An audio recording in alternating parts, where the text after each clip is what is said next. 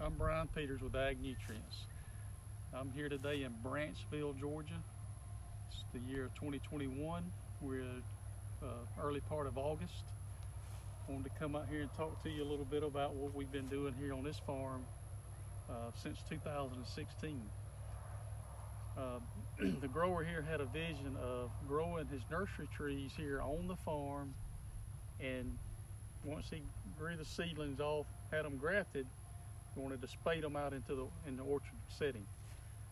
A little unusual way of doing it, but that was his vision, and it's working out pretty good for him. Like I said, the nuts were planted in plastic situation in a nursery setting in 2016.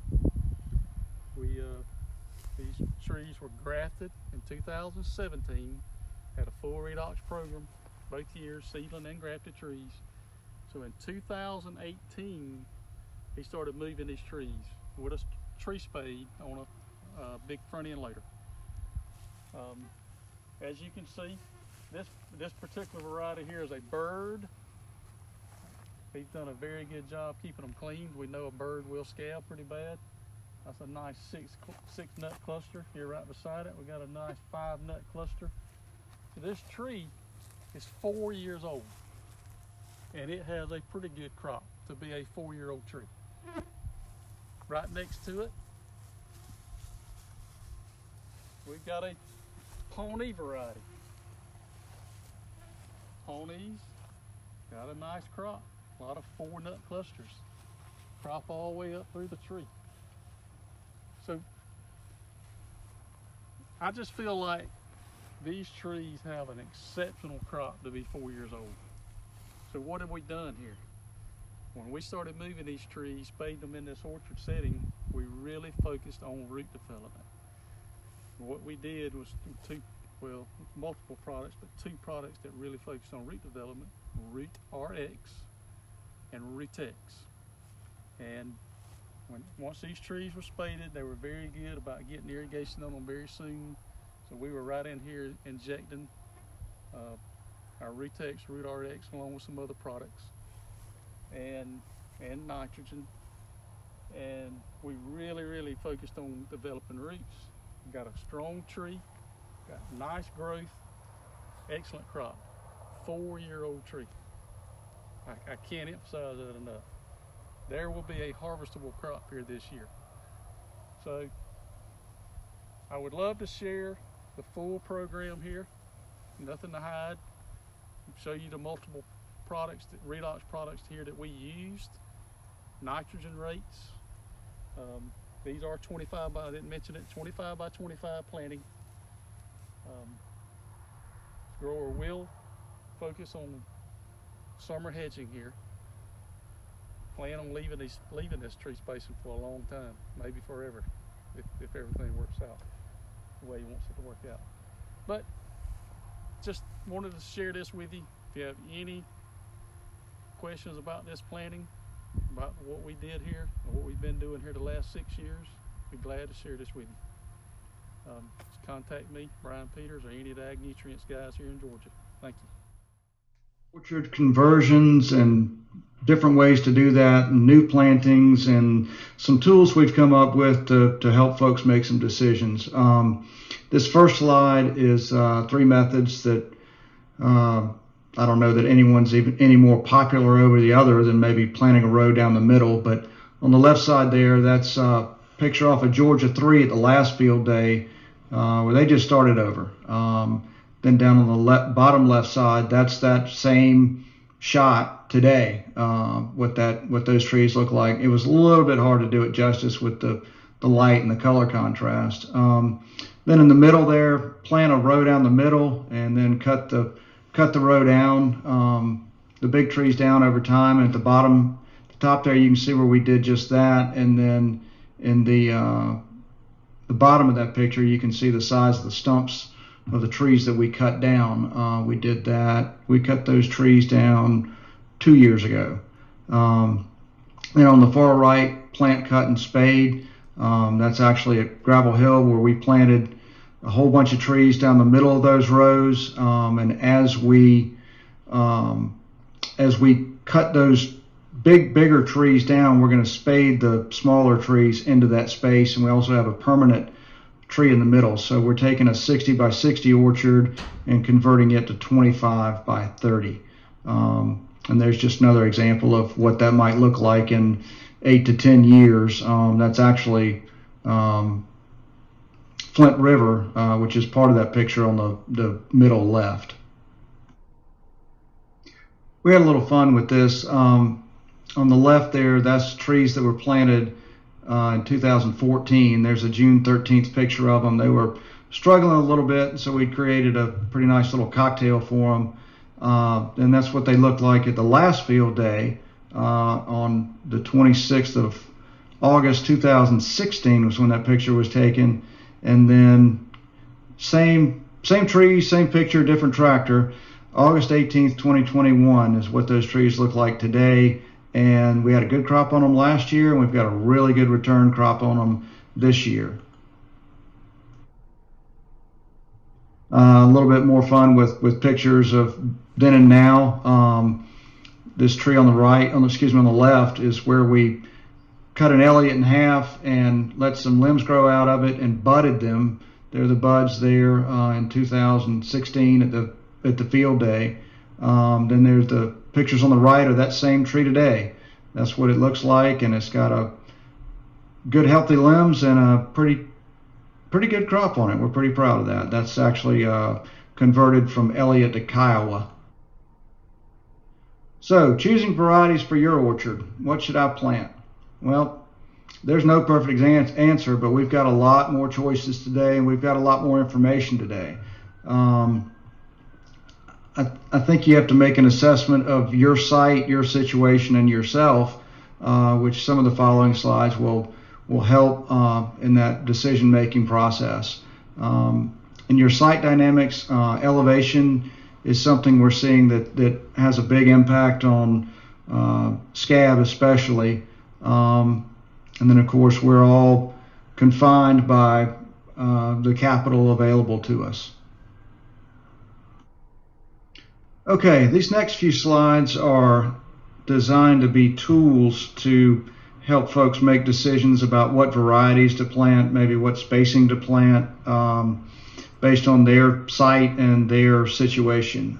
This first slide is a variety matrix that we're developing, and it is currently available on our website, but it is a work in progress. I'm going to take a little time to go through this.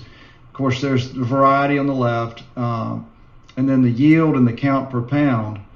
And then you get the scab resistance rating. That is a nut tree rating that we call the nut tree scab scale, that's based on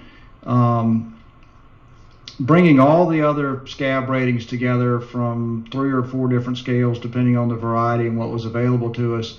And really, more importantly to us, is our experience with these varieties in a commercial orchard. We have most all these varieties planted. There's a few in here we don't. Kanza, Excel, and Ellis are 3 that come to mind that we don't have. I think actually we have most everything else. So you get the scab rating.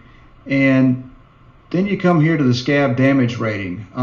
That is currently under development as we harvest crops and are able to evaluate this situation. We will put a number to it.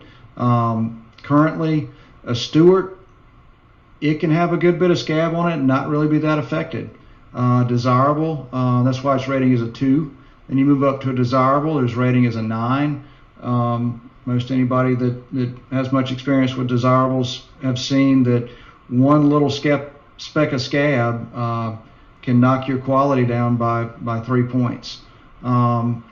Insect rating is something else that we're looking at, particularly from a black aphid standpoint, and we're trying to understand through observation whether certain varieties are more or less susceptible to things like mites.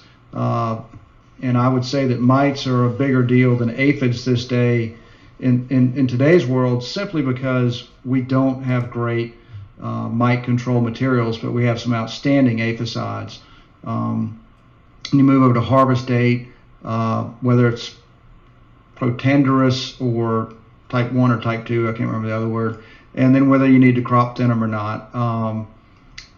The next columns there are very exciting to us, and we're really excited about being able to report these, and so that growers can have a better basis of expectations when they plant a young orchard, and that's pounds per tree in years 5 through 11. And we do have a little bit of data there, which is fun to report. And like I say, we have all these varieties planted as new young trees, and we will have all this data filled out at some point in time. The production coefficient's not something I'm going to go into right now. If anybody gets really curious about it, they can email me or call me, and I'll be happy to explain it. But it's just a quick answer. It is the ratio of nut production versus outside leaf surface in a particular tree or orchard. So stay tuned on this one. Okay, based on our variety matrix information and other things that we know about a lot of these trees and varieties through growing them and other growers' experiences, we have come up with some tools that will hopefully make your decision process not only easier but more accurate. A lot of the time, almost every time we get a sales call for trees, people say, I want to plant this, but what do you think I should plant with it? Well, either as a pollinator or as a companion tree to have a little bit of variability in their orchard. And so this variety pairing chart takes each of these varieties, and we're going to expand this over time, but this is the varieties that we had good information on at this point in time, and gives them a compatibility number. It's really based on scab resistance and harvest dates are the two major components of this chart, and as we get more information over time, we will expand it. But just to explain it, an Avalon, for example, at the top of the chart, has a scab resistance rating of 2. You do not need to crop thin it, and in the harvest date, in dates 1 through 4, it's a 2.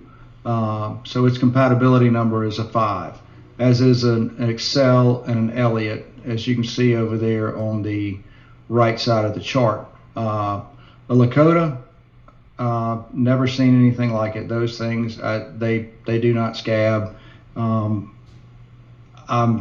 not brave enough not to spray them, but they're an interesting variety and one to watch. We don't know a whole lot about them at this point in time, but interesting variety. So as you move through the colors there, they're compatibility zones 4 through 12. So what this is telling you is, even as a pollinator or as a companion tree, you probably don't want to plant a Morel and a Lakota, or a Caddo and a Pawnee. You can mix and match what's in here, of course, but this is compatibility. All right, moving on to the next slide. Site compatibility, and this is really all geared towards scab pressure. So you can see there in the low scab pressure zones, high elevations, good air drainage, good soils that don't hold a lot of water on top of them after rains or during irrigation events. They can be planted pretty much everywhere. If you are going to plant something like a canard or a bird or morel, I would make sure that you have a very extensive fungicide program, and maybe consult with somebody like Jess Jones at Graham Angus Farm, who grows some of these riskier desirables very successfully. And then of course you move into medium scab pressure and high scab pressure, and you can see there we've got Creek and Forkett that you could put in some higher scab pressure situations, but I'd be very careful with them. very careful. All right, so then we move on to the grower compatibility chart. You know, what is my site like? You know, am I doing this as a sideline? How much effort do I want to put into this crop each year, because it is a permanent crop? So if you're a high input grower, I would say as long as your site can take it, you can plant most anything. Again, I would be very careful with Canard, Desirable, and Careful, but they are a little bit more scab hardy with Morel and Bird.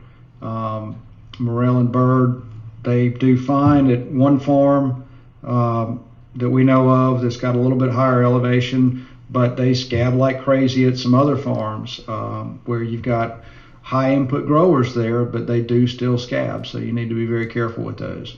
And I think the medium and low is pretty self-explanatory. Pollen charts. This is a new pollen chart created by Dr. Patrick Connor this year. It's actually very exciting. He updated all of the information on the old charts and put it into a new format. Instead of having dates in there, what he's done is broken it out into 23 days of pollen shed and flower receptivity. It's much easier to understand and much easier to manipulate. I say that it makes the old ones obsolete. That's a little strong, maybe not completely obsolete, but it's certainly an update worth using first before the older charts.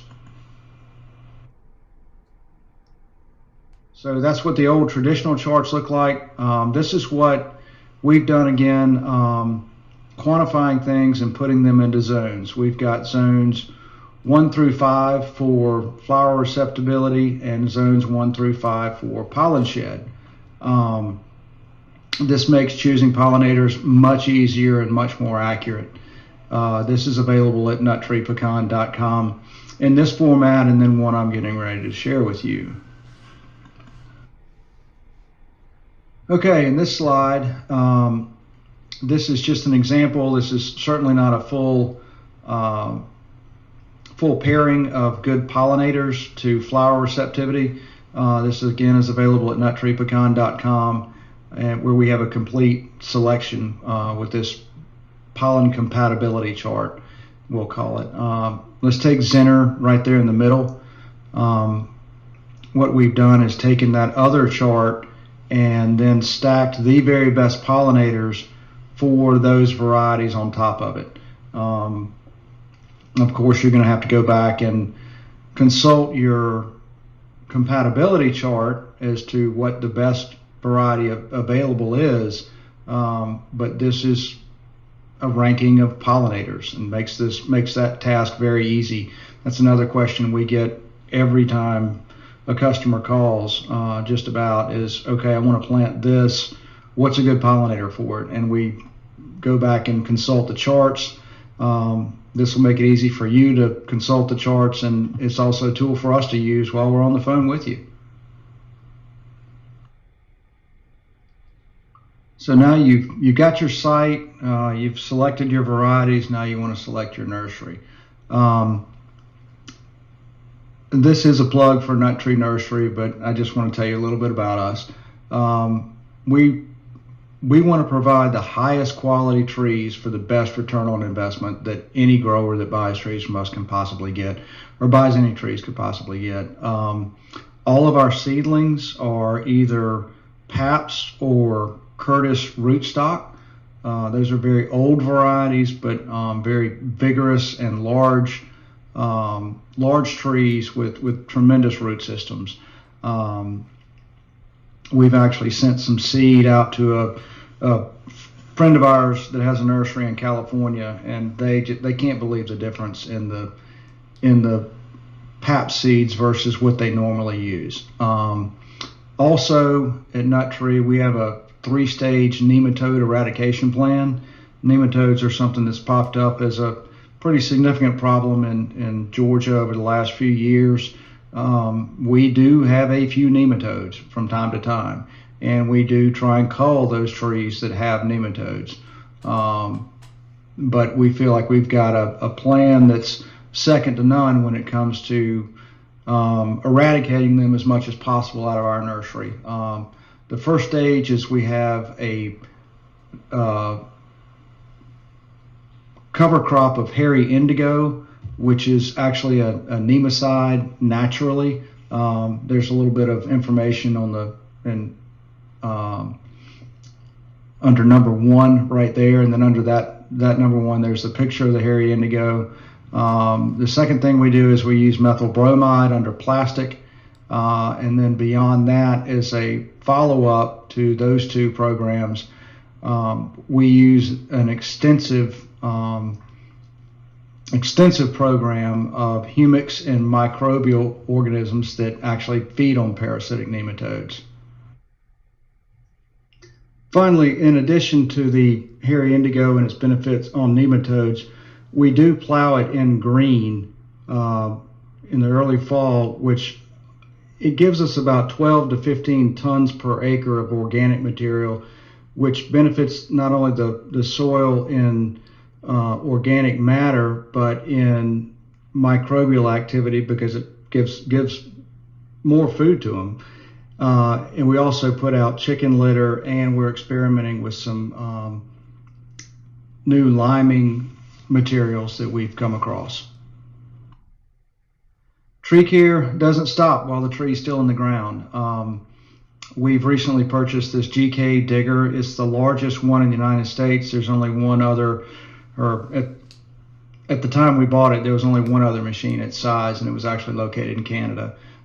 It digs deeper to prevent any root damage, and we also have a lot of training that goes into our field care, and we provide a lot of equipment for our field care protocols on keeping the roots hydrated from the time they're laid out on the ground to the time they make it to the storage tanks, which most of you've seen our storage tanks. We dig a big trench in the ground and we line it with plastic, and we circulate fresh water through it. This prevents any kind of freeze damage. That water's 68 degrees coming out of the ground, and it maintains maximum root hydration over the period while we are storing it on our site. Okay, these are some old slides that have either been on our website or you saw at the last presentation, but still very significant. Site selection and site evaluation is very important when understanding the ground conditions and airflow and those kind of things. We'll move on pretty quickly through these since everybody's pretty familiar with them. pH is very important, and something that we've found to be fairly valuable is getting a good Bermuda grass crop established. Now, some people may vehemently disagree with this, and that's fine. It just works for us. It helps with soil drainage a little bit by opening up the soil, and if you keep it mowed on top, it seems to compensate with a longer root system, especially in areas where you've got microjet or drip irrigation as opposed to solid set, where it needs to really reach down in the soil and to get the water and nutrition it needs. And the further that root goes into the soil and penetrates for what it needs, it creates a microbial community in the soil that we've touched on a little bit and will continue in a few slides. Everybody's seen these pictures right here. Planting too deep is a long-term problem. It really can hurt somebody's feelings after about 8 to 10 years when you got a good crop load on there and that tree either falls over in a heavy rain or it blows over in a mild windstorm. The one on the left is planted too deep. The one on the right is good depth, and you can see the brace roots there that is put out. These are actually some old pictures and a new picture. That tree on the left there is the one that's actually on the right. There's 2016 when he's planting the tree. Fast forward to 2021, you can see the good brace roots. and a pretty decent crop on that tree. I'm not sure what variety that is. Young tree care in the orchard. Don't put your water emitter too close to the tree. This is especially a bad problem where you've got a lot of heavy clay soils, and what the water tends to do is just fill up that pot that the tree is in, and it'll cause some yellowing from overwatering. So we like to put the emitter back a little bit to prevent that and to stimulate some root growth where those trees are going to reach out into the soil and to get the water they need. Here's a good nutrition plan. What's not on here is Albit in the original plan, but we've seen that adding Albit to this can make a difference. Drainage projects. This is something that we have been super focused on in all of our orchards to get more utilization out of our sites, particularly when we couldn't utilize things because of standing water or water that was standing most of the time after heavy rains. This is one way to do it. This is actually a picture from the last field day where we drained that entire section in the middle, and we've now got it planted with some underground piping to a ditch of lower elevation. Something we've stumbled across in the last really two to 3 years is these pump barges. And there's Wiregrass Pump Process is who we use. The picture there on the top left is actually what we drained in the nursery. That's not a great picture, but that's about 20 acres that we were losing in the nursery because from time to time after a heavy rain, it would standing water stay out there for several weeks and kill the trees and keep us from having access to it. Now it never fills up, and there's a picture of the little pump barge and pump and the pipe coming out on the right hand side. Down on the bottom, that's a new orchard that we have under development where we're converting pine plantation to pecan orchard, and there's about 65 acres out there that was a bit of a challenge. We could have planted through it, but it would have been a real pain most of the time, and so we improved the ditches that were there just by cleaning them up. There was an existing system there, but it didn't really have anywhere to go, and so we put this little pump barge in, and we're able to keep that good and clean now. Okay, this section focuses on hedging, something I know that most everybody is supremely interested in. It's opening up a lot of exciting possibilities for pecan production in Georgia, specifically when it comes to high density planting.